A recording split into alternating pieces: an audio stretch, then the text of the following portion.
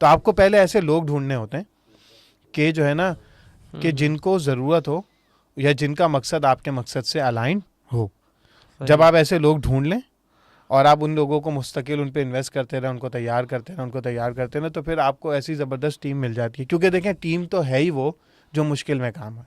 किसी को सही। सिर्फ ज़्यादा अच्छे इंसेंटिव्स दे के, ज़्यादा पैसे दे के रोक रहे हैं अगर आप, तो आप कितना रोक लेंगे? अगर आप एक स्टार्टअप हैं, कितनी अच्छी सैलरी दे देंगे? बिल्कुल ऐसे ही है। कल कोई मल्टीनेशनल आए आपसे 10 टाइम ज़्यादा दे दे तो बंदा ले तो गया। जाएगा। लेकिन अगर आप उस बंदे को एक बहुत स्ट्रॉन्ग काम पे कनेक्ट कर जाते हैं, एक बहुत स्ट्रॉन्ग पर्पस पे कनेक्ट कर जाते हैं, तो फिर वो ऑफर्स भी ठुकरा देगा। और हम जानते हैं ऐसे लोग करते हैं, सियासी जमातों के लिए करते हैं, दीनी मदारिस या दीनी इदारों के लिए लोग कर रहे होते हैं। ऐसे बिजनेसेस में भी होते हैं लोग कि वो, उनको पता होता है यार ये बिजनेस ये काम कर रहा है और हम यही काम करना चाहते हैं, तो लोग फिर सही। कहते हैं ना, दिल और जान से उस काम में लगे हुए होते हैं